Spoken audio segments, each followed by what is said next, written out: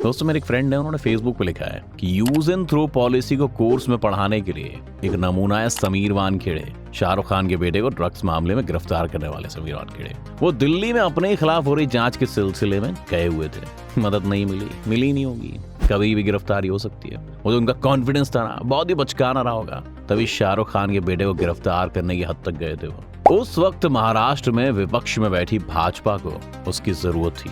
उद्धव सरकार के खिलाफ भी खान टाइटल वाले शाहरुख को तंग करने से संतुष्ट होने वाली कुछ भक्तों की जमात को उत्साह देने के लिए भी यूपी में चुनाव से कुछ टाइम पहले वो यूज था दोस्तों, अब थ्रो है। आपको पूरा केस बताते हैं। आइए जानते हैं समीर वानखेड़े, आर्यन खान और 25 करोड़ की कहानी। Sameer Wankhede narcotics control bureau यानी एनसीबी के पूर्व जोनल डायरेक्टर। कुछ टाइम पहले ड्रग्स को लेकर उन्हें एक मुखबिर से जानकारी मिली, छापा मारा और समवेल डिसूजा यानी सैम डिसूजा नाम के एक आदमी को पकड़ लिया। डिसूजा एक ड्रग सप्लायर निकला। अब एनसीबी सोर्सेज के मुताबिक डिसूजा ने वानखेड़े और एनसीबी के एक दूसरे अधिकारी वीवी सिंह को 10 लाख रुपए दिए, जिसके बदले में उसे आजादी मिली। लेकिन डिसूजा और समीर वानखेड़े की कहानी यही खत्म नहीं हुई, बल्कि दोनों के कैरेक्टर वाली कहानी यहाँ से शुरू होने वाली थी दोस्तों।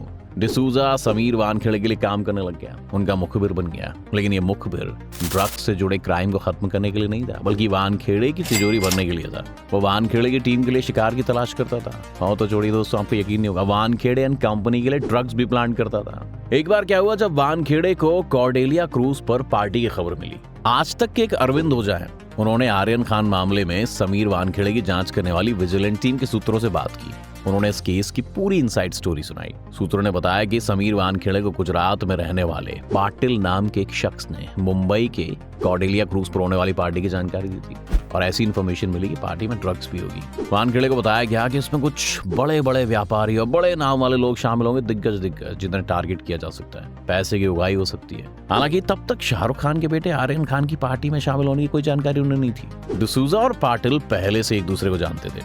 समीर वानखेड़े ने क्रूज पर रेड डालने की प्लानिंग की, जिसमें डिसूजा ने भी इंपॉर्टेंट रोल प्ले किया।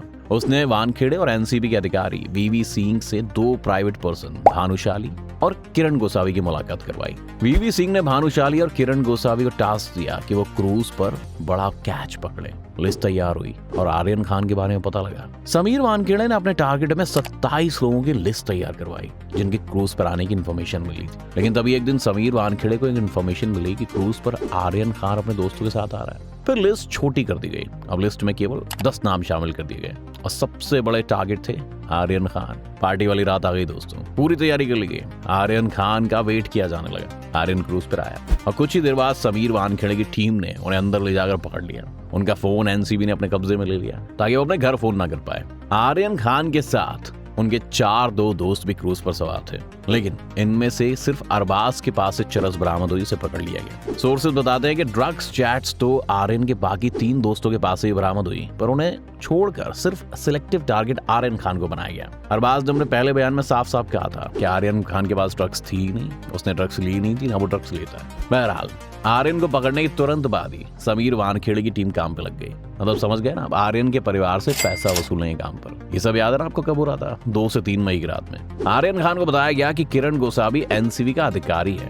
एनसीबी दफ्तर में उसने आर्यन खान का ऑडियो बनाया। किरण गोसावी की वो तस्वीर आपको याद ही होगी, जिसमें आर्यन खान बैठे हुए थे और गोसावी उनके पास दिखाई दे रहा है। एक्चुअली किरण ने आर्यन से व्हाट्सएप के जरिए ये ऑडियो बनवाया था। आर्यन खान ने ऑडियो में कहा था, पापा मैं एनसीबी की कस्टडी में हूँ, प्लीज हेल्प मी। अब दोस्तों पूजा ददलानी का नंबर जुगाड़ा गया। पूजा ददलानी मालूम है शाहरुख खान और गौरी खान की मैनेजर है। समीर वानखेड़े एंड कंपनी ने प्लान किया कि आर्यन गोसावी की सेल्फी और ऑडियो कैसे पूजा ददलानी यानी शाहरुख खान के मैनेजर तक पहुंचाया जाए ताकि डील शुरू की जाए।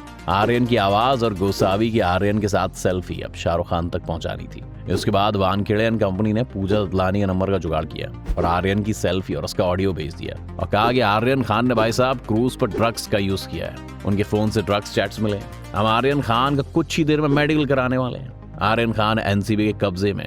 ये बात जैसी पूजा ददलानी को पता चली, वो गोसावी से मिलने को तैयार हो गई। And according to sources Aryan Khan को छोड़ने के लिए 25 करोड़ रुपए मांगे गए थे, लेकिन बाद में मामला 18 करोड़ पर तय हो गया। 2 से 3 मई की रात पूजा ददलानी और किरण गोसावी की मीटिंग हुई और पूजा ने गोसावी को 50 लाख कैश दिया। अगली सुबह किरण गोसावी की सेल्फी आर्यन खान के साथ वायरल हो गई और खुलासा हुआ कि किरण तो एनसीबी का अधिकारी नहीं है। ये जानकारी पूजा ददलानी तक भी पहुंच गई और ऐसे में करोड़ों की डील खटाई में पड़ गई दोस्तों। गोसावी पूजा ददलानी से फिर मिलने पहुंचा इस घटना के बाद किरण गोसावी फिर पूजा दलानी से मिलता है। 50 लाख में से 38 लाख रुपए वापस करता है और 12 लाख ये कहते हुए वापस नहीं करता कि वो पैसा समीर वानखेड़े के पास पहुंच गया है, अब वापस नहीं हो सकता। उधर आर्यन को गिरफ्तार करके कोर्ट में पेश कर दिया जाता है। विजिलेंस सूत्रों के मुताबिक जांच में लापरवाही बरती गई दोस्तों। आर्यन की गिरफ्तारी के वक्त भी एनसीबी ने आर्यन खान का फोन सीज तक नहीं किया था।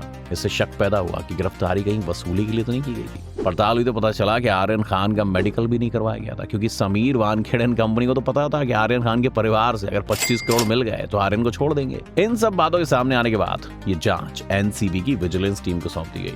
अब दोस्तों मैं आपको बताऊंगा सबूत छिपाने के लिए समीर की टीम ने क्या बड़े बड़े खेल किए। आज तक से जुड़े अरविंद ओझा के मुताबिक किरण गोसावी फेस टाइम चैट्स के जरिए पूजा दलानी से बात कर रहा था। एक और सोशल मीडिया प्लेटफॉर्म के जरिए गोसावी डील से जुड़े अपडेट समीर वानखेड़े को भी दे रहा था।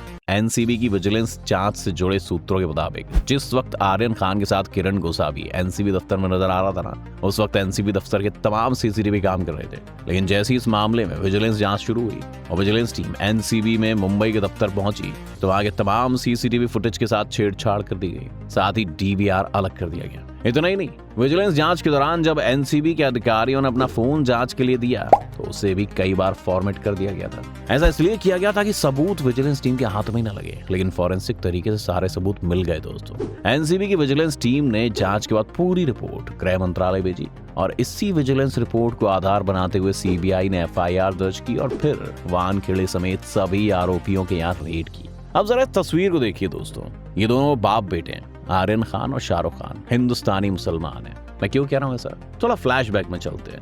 आर्यन को जब ड्रग्स के मामले में मुंबई में गिरफ्तार किया गया उस टाइम यही तो हीरो उभर के आए थे जिन पे ये वीडियो बन रहा है। इन्हें पहले हिंदुस्तान में कौन ही जानता था, अपने समीर वानखेड़े। समीर हिंदुत्व का पर्यायवाची बन गए और आर्यन देशद्रोही मुसलमान बन गए, ड्रग्स लेने वाला, अमीर ज्यादा। लेकिन टाइम एक जैसा नहीं रहता दोस्तों। आज की डेट में समीर वानखेड़े सुप्रीम कोर्ट की राहत पर हैं, 5 दिन की राहत मिली है। उन पे आरोप ये है कि उन्होंने शाहरुख खान से 25 करोड़ रुपए लेने की कोशिश की और एक 30 लाख की घड़ी का भी मामला फिलहाल सुर्खियों में आ गया। उसके बारे में कहा जा रहा है कि एक ब्रिटिश नागरिक है, उसने समीर वानखेड़े पे एक आरोप लगाया। उसका कहना है कि वानखेड़े की टीम के लोगों ने उसकी घड़ी चुरा ली है। क्या हद है यार, घड़ी की कीमत भी कोई कम नहीं, 30 लाख रुपए की है भाई साहब। इसमें क्या हिंदू मुस्लिम एंगल है? कोई समझाना चाहे तो समझा सकता है। शाहरुख एनएसडी पास आउट कलाकार है, आर्यन उनके बेटे हैं, ये कोई गुनाह तो नहीं है, खास तौर से तब जब उनकी मां गौरी है। हाँ, समीर वानखेड़े जरूर इस देश का गुनाहगार है। अभी हिंदू मुसलमान का चश्मा उतार दीजिए दोस्तों, ये देश संविधान से चलता है जिसमें समीर वानखेड़े जैसे अधिकारी को जेल की हवा खानी पड़ेगी और शाहरुख का बेटा सम्मान से सर उठा के चल सकेगा।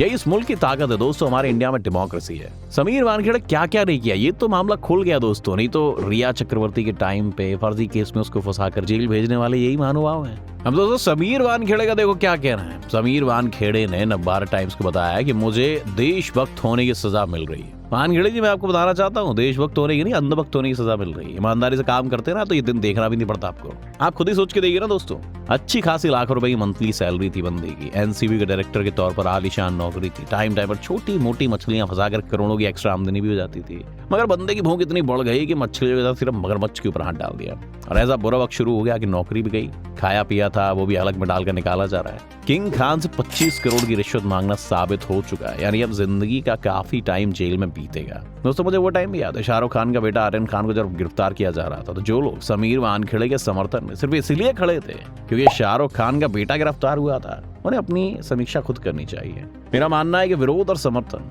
सिर्फ सही और गलत के आधार पर होना चाहिए, धर्म और जाति के आधार पर नहीं। आपका इस बारे में क्या कहना है दोस्तों, अपनी राय में कमेंट में जरूर दें और ऐसे ही लेटेस्ट वीडियोस देखने के लिए मेरे चैनल को सब्सक्राइब जरूर करें। Thanks for watching this video. मेरा नाम गगन है।